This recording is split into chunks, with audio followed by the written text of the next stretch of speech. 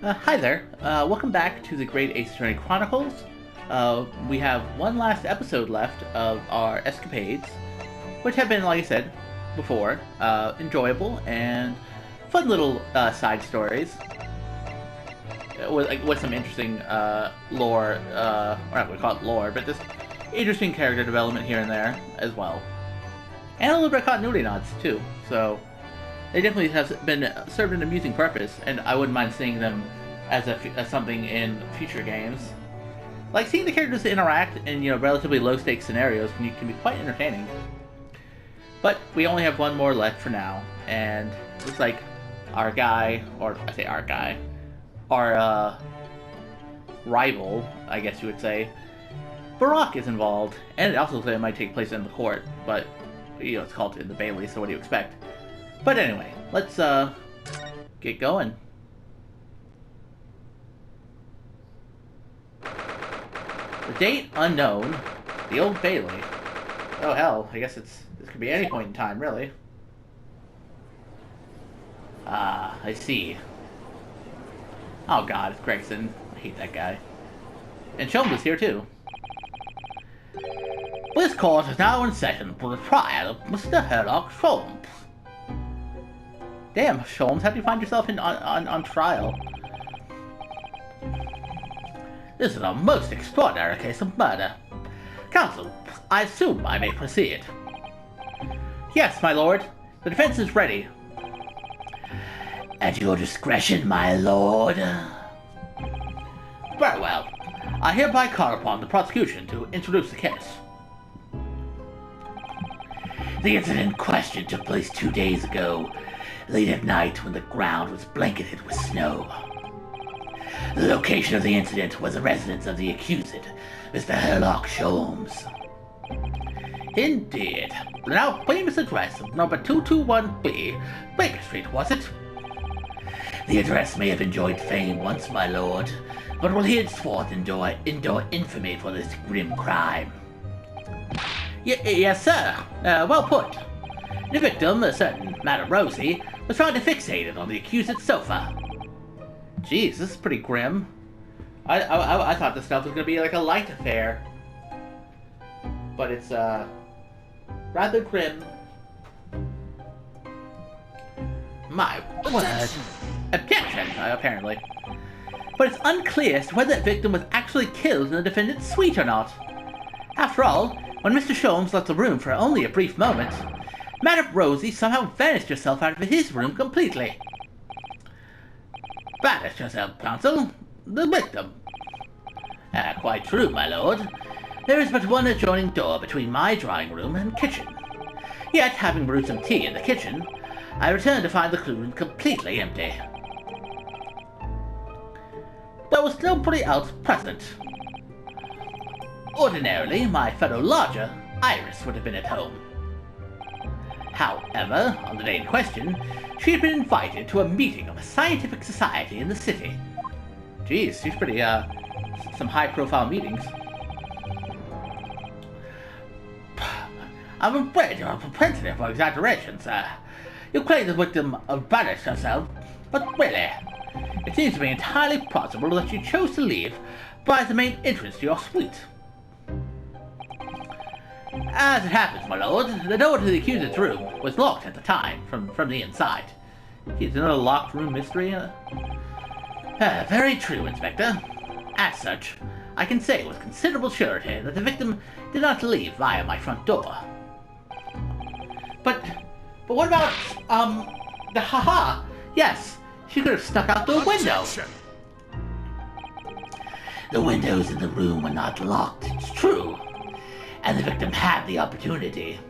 However, there was snow all around the building outside, and not a patch of it had been disturbed.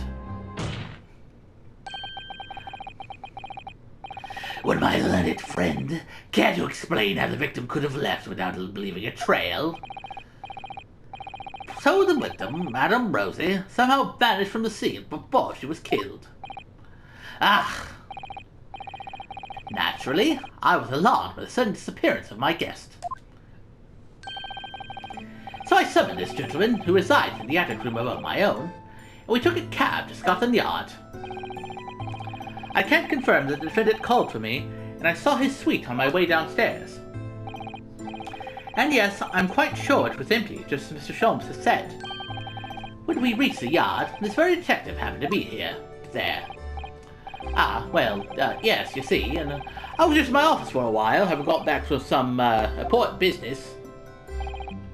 And then, having explained the situation to the inspector, we travelled back to Baker Street together. At that time, there were no footprints in the snow around the building, other than the ones we made. Well, I take it then, Counsel, that you personally witnessed the scene where the incident took place. No, my lord. I went straight up to bed in my own room in the attic. Inspector Gregson, however, was met with the most blood-curdling sight. On Mr. Sholmes' sofa, the vanished Madame Rosie, motionless. So the victim was already dead when you discovered her, Inspector? No, my lord. Not dead. But not far off it, either. She mustered all of her remaining strength to say these dying words. That rotter Sholmes will be the death of me. Oh, that's kind of weird. Ah, yes, I have heard that remark at the time, too. Delivered in a rasping voice, full of malice. No! Those words indeed proved to be her last. The victim expired moments later, there on the sofa.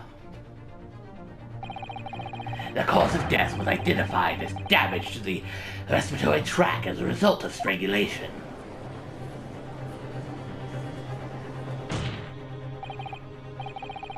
Pray, does the accuser dare to contest the inspector's account?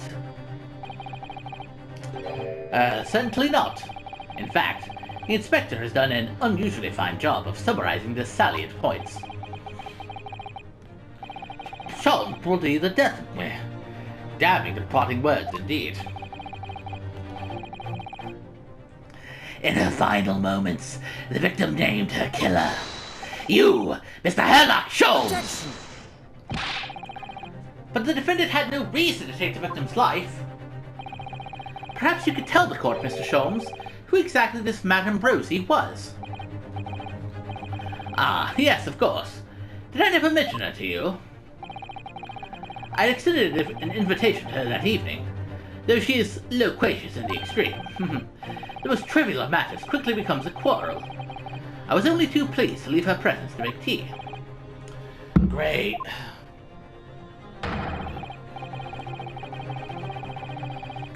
It would appear, then, that the accuser did, in fact, have a motive for silencing his irascitic guest. Permanently. Objection! Putting that tenuous motive aside, what about the other mysteries surrounding the case? I'm inclined to agree with the defense. There remain a number of inscrutable details. The victim's alleged disappearance and subsequent reappearance leaving no trail of footprints, for example.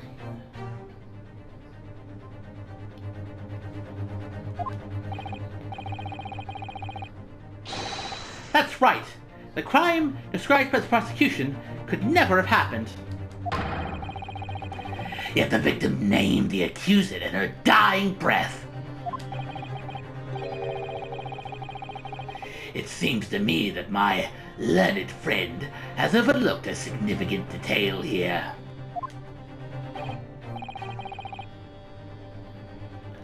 Nonsense!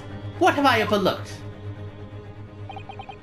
The man in the dock, the so-called great detective, all too frequently makes this following bold claim. There is no crime beyond the realms of possibility, no mystery beyond my powers of reasoning. Ah!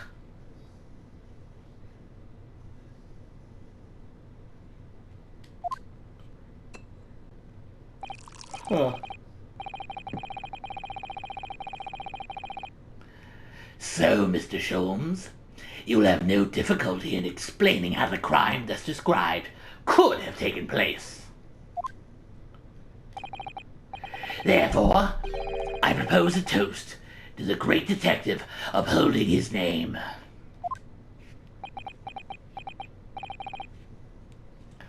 But of course, were I to put my mind to the matter, the crime would immediately appear to all present to be entirely feasible. Please, Mr. Sholmes, whose side are you on?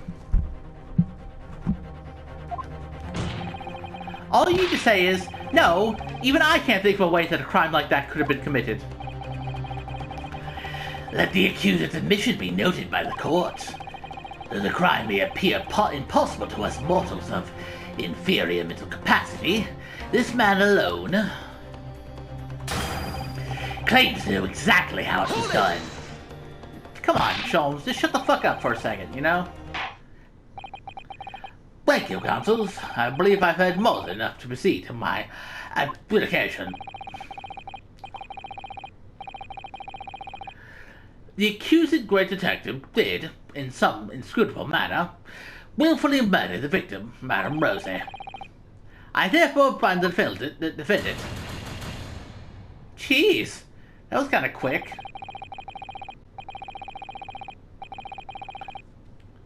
We didn't even give him a chance to hear any testimony. What the fuck, man? Let this man be taken from this courtroom and, in some equally inscrutable manner, be sanctioned for his crimes. Court is adjourned. Well, damn, that was the quickest time we've lost a trial in a long time. Oh, I guess we're interrupting.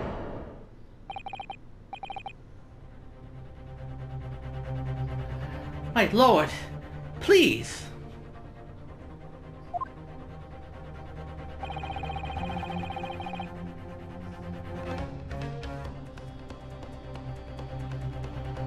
The truth about the mystery surrounding this case.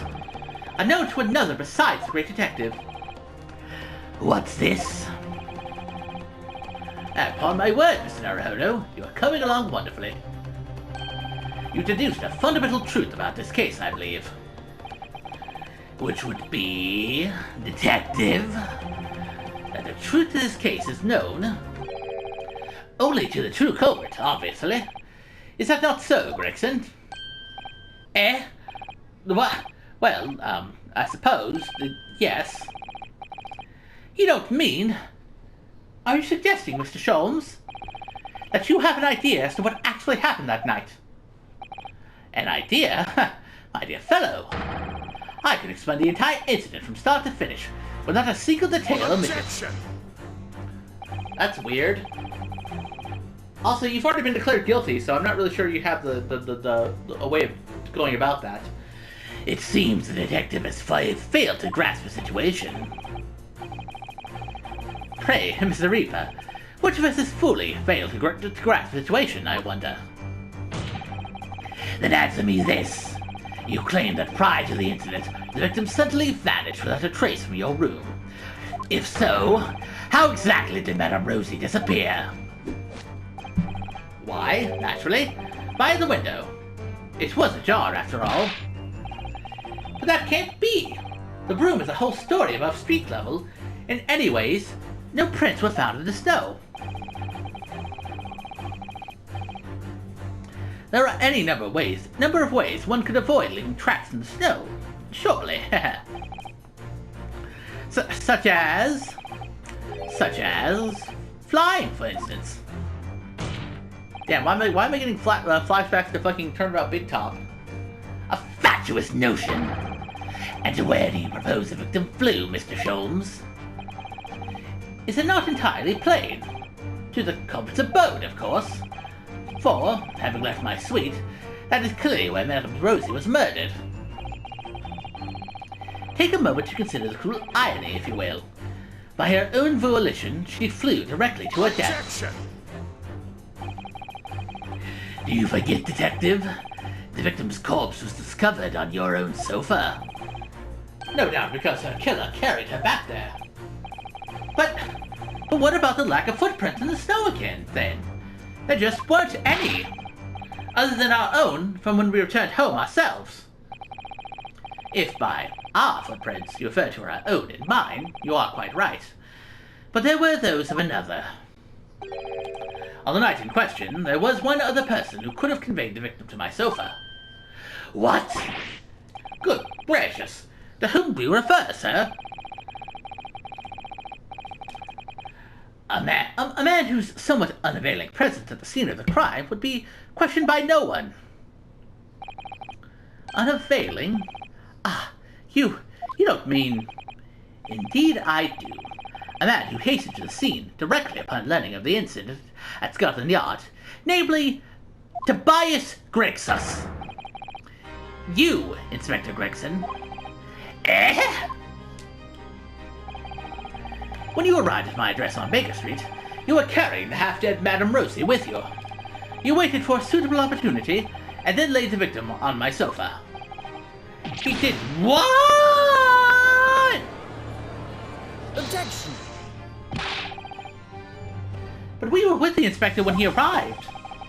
How could he possibly have carried the victim? We would have noticed. My dear fellow, a most obvious answer presents itself, does it not? The inspector is rarely, if ever, without his overcoat. The victim was simply conveyed in one of its many... pockets. I'm sorry, what the fuck? Sholmes, are you sure you haven't been gotten carried away again? Well, as you sometimes do. I fail to see what makes this detective great, but I can say one thing with great certainty. A human body cannot fit into the pocket of an overcoat. Man, those are wise words from our friendly neighborhood prosecutor. A human body cannot fit in the pocket of an overcoat. Remember that well, children.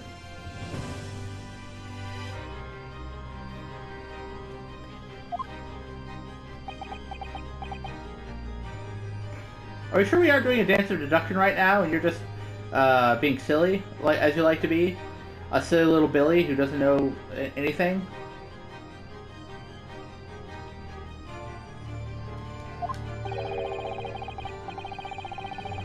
I believe you all may have fallen foul of a rather significant misapprehension.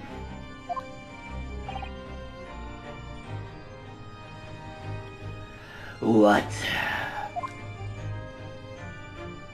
Wait, let me guess.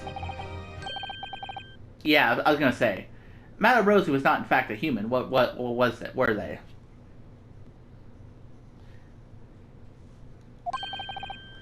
It was a chicken, because you said fowl before, right? I beg your pardon? Mr. Sholmes? Yes, Mr. Naruhodo. Something troubles you, perhaps. Whatever gives you that idea? Exactly what sort of creature was Madame Rosie? Is it not apparent already? A parakeet, of course. Ah, okay, yeah. Well, it was a bird, at least. You know, birds and fowl and such.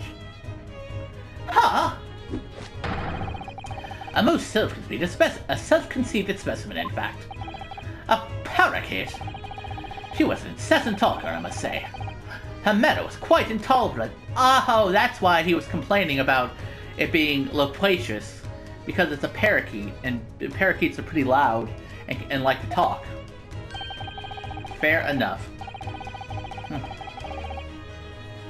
I want to turn to every conversation to a quarrel. I thought to strangle the creature at more than one occasion. You had a quarrel with a parakeet? But of course. Why else would she have chosen to fly from my window so Oh, because she flew because she's a bird, and birds fly, and parakeets talk. It's all one big misunderstanding. That all makes sense. Oh, it's very silly shit, my guy. Why else would she have chosen to fly from my window so uncordially that evening? To the abode of the inspector here beside me, no less. To Inspector Gregson's abode? But why? Because that was the parakeet's home, naturally. What are you?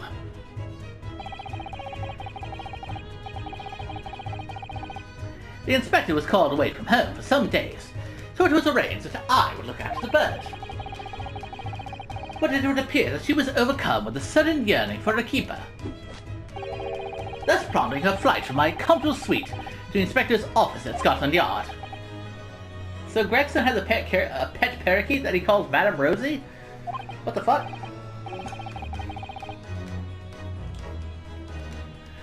Well, Gregson, I believe it's high time you explained. Give us your account of what happened that night. Sparing no details, of course. Geez, are we gonna get like a tragic, reminiscent scene playing while he explains how he murdered his parakeet, apparently? Or something? Inspector Gregson? It was an accident. I got back from being away that evening, you see. I just walked through the door of my office. I never imagined Madame Rosie would be on her way back to the yard as well. I slammed the door shut behind me, just as she was trying to fly through it. Oh, wow. You accidentally killed your pet bird, Gregson. It's pretty fucking weird, but okay. So Madame Rosie, she got sandwiched between the door and the frame and fell to the floor, never to move again, because of me. Well, I never. I had to do something, and just when I was trying to think of a plan, you fellas arrived talking about some incident at Baker Street. Ah!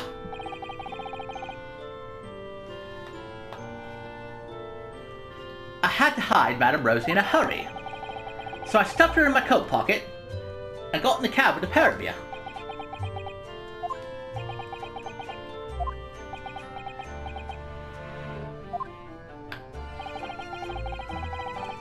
What could possibly have motivated you to behave in such a manner, Inspector? Lord Strongheart, sir? What the fuck's he got to do with all this? What? Lord Strongheart? Please tell me I didn't hear that right. It was the Lord Chief Justice who asked me to look after the bird in the first place. She'd been living with the pigeons at the Supreme Court until then. But apparently the other birds had started to pick on her. So for the past 6 months or so, I've been caring for her in my office at the yard. I see. If anything happened to that bird, just imagine. No pay and no time off for the rest of my career. You mark my words, that's what's gonna happen. That's why well... But the victim's dying words, Inspector. The court heard earlier that Madame Rosie spoke the name of her assailant on her deathbed.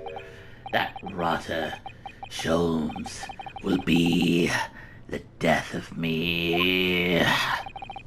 Indeed she did. Quite uncalled for, wouldn't you agree? But those words are your true feelings, are they not, Inspector? Yeah, because, you know, parakeets like to mimic what they hear, and I can definitely imagine Gregson saying that about Herlock at some point. Ugh. Clearly, you speak of me often at your office at the yard, in this disparaging manner. A manner that the merry parakeet took much delight in mimicking. Well, come on, I mean, have you read this month's edition of Brandt's magazine, eh? Sorry! This is all absolutely true! Yeah, it's all pretty silly shit, TBH. So apparently, yeah, Gregson accidentally killed this bird and tried to frame it on us, on Sholmes to be exact, because he didn't want to get punished by Strongheart, who apparently told him to look after the bird in the first place.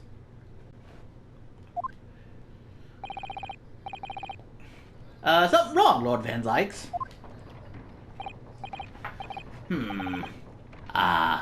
No, nothing.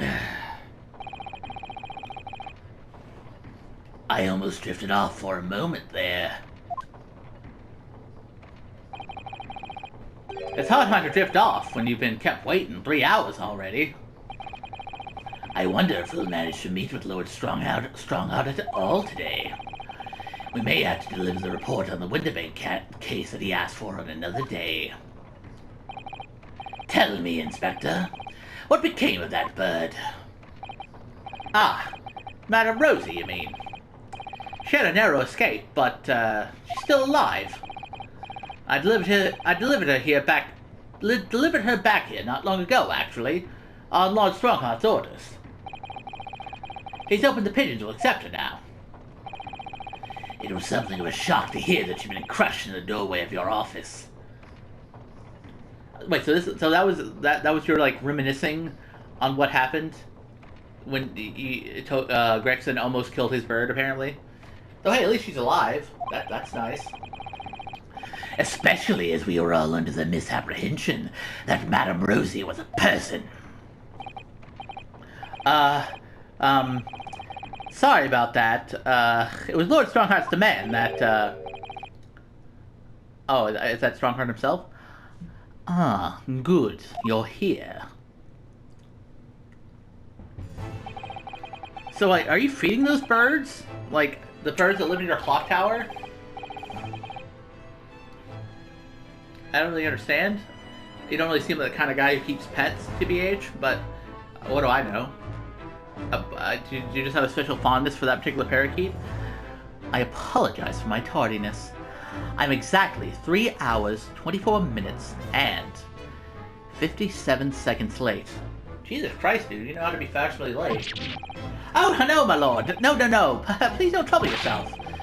Nothing gives us greater pleasure than standing here doing nothing for hours on end. Heartening. So, let's hear it then. Your report.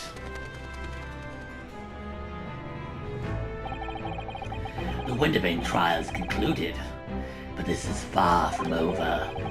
It seems that dark Far Eastern lawyer and I have some shared destiny. We will meet again. Of that I have no doubt. Did you see that, Lord Van Zykes? Did you? Madame Rosie went flying up among the pigeons there. Happy as Lara she was. Oh, I guess. Really, Inspector? You must be relieved. I guess. That means you don't get your pay cut, at least.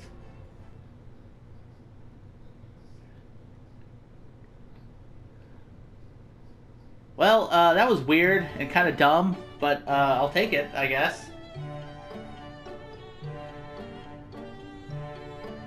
I mean, yeah, obviously, an Escapade wasn't going to have, like, a serious case of murder, so I should have expected there to be some kind of twist, but that was kind of silly. But, I mean, it's still kind of funny at the same time. I don't know. That wasn't exactly top-tier stuff, but I guess it served a purpose.